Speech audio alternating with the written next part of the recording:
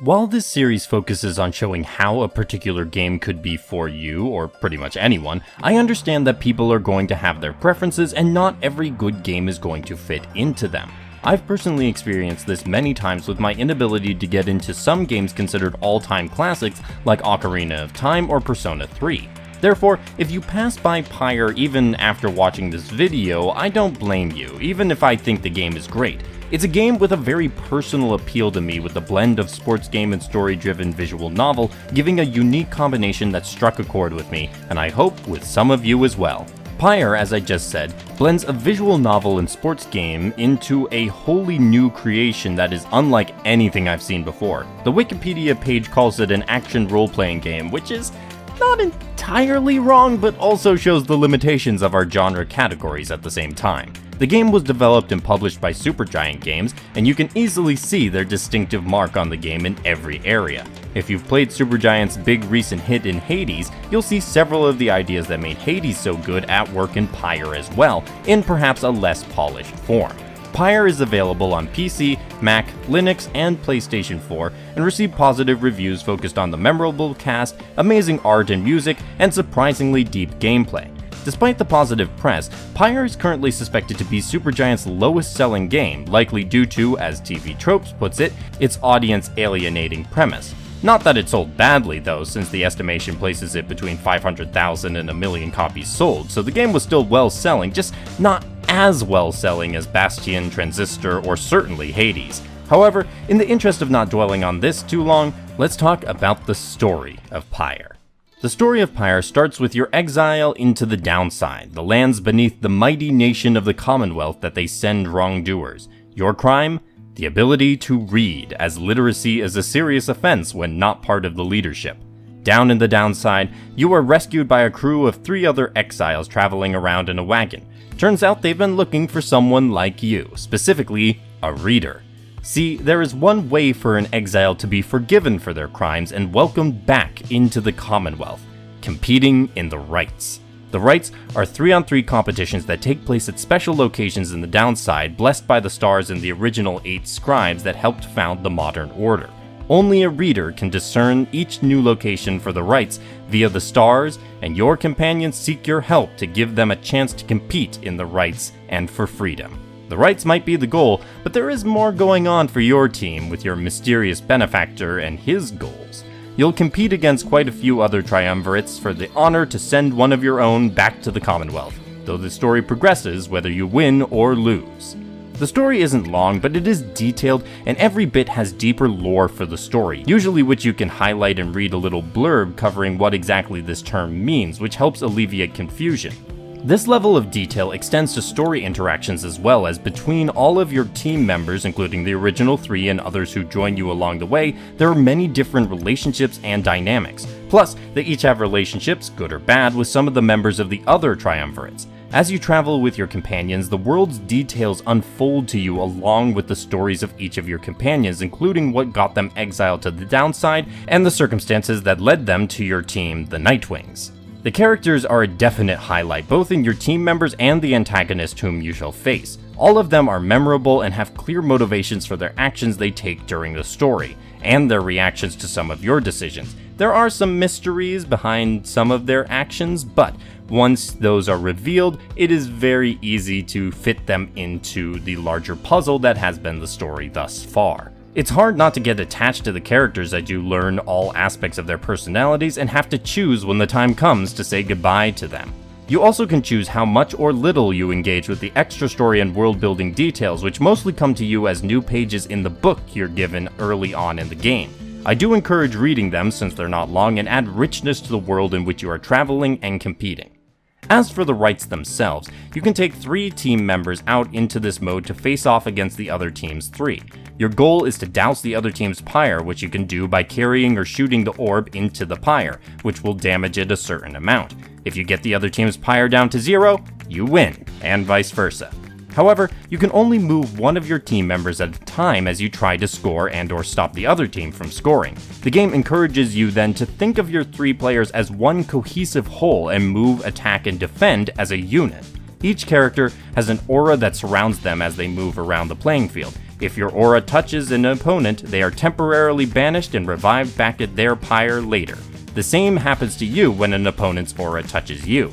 This is great when your character has a really big aura and thus can be used for strong defense, but as soon as you pick up the orb, your aura disappears, making your player vulnerable.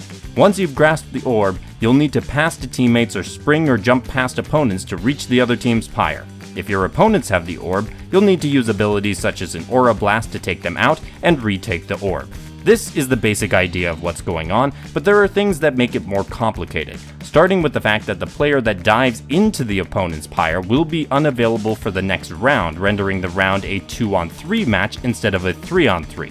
Throwing the orb in does not trigger this round banishment, but usually does less damage. Therefore, you'll need to be strategic about how and with whom you attack your opponent's pyre. The second complication comes from the 8 races that make up the players of the various teams. Each race has a different set of skills and stats. For instance, demons do a lot of damage to pyres and have massive auras, but they move slowly and when banished take a while to come back. Whereas curs, the dog-like creatures, are very quick moving and come back quicker, but have small auras and do less damage overall. Your opponents have similar benefits and restrictions based on their composition, so you'll need to take care to select a team that can exploit your opponent's weaknesses. Honestly, the game is more strategic than I expected, and this is before we even get into the progression system. After each match, your team gains enlightenment, and they can achieve certain ranks once they've gained enough enlightenment. Each rank comes with a new or improved ability that can be chosen, but while your team benefits from this progression, so do the other players in the rights. Since you face the other teams multiple times over the course of the story, this means that your opponents will grow stronger each time alongside your own improvement. Each character on your team, and the other teams, can equip a talisman that also gives benefits ranging from gaining speed when carrying the orb to having a chance at returning immediately after being banished. These are good and can be purchased with money from the slug market in-game, but the best talismans specific to each character are gotten through tough trials put on by a spirit named Sandra in the Beyonder Crystal. In order to complete these trials, you'll need to understand how to use each character and all their abilities in a 1-on-3 matchup. Your reward are the strong talismans that, like every talisman, can also be improved via spirit dust purchased from the market. While there are many things to think about throughout the rights, the game introduces them with clear tutorials and gradually so you don't ever feel overwhelmed by all of the information. Now, I found the rights fairly challenging, especially later on as the opponent's power increased, and this was in part because of the liberation rights. The liberation rights are when you get the chance to send an exile back up to the Commonwealth, and if you win, your chosen player will no longer be available. While this is great for that character in general, it does mean you're down a potentially useful ally in the rights, and you'll have to adjust your strategies.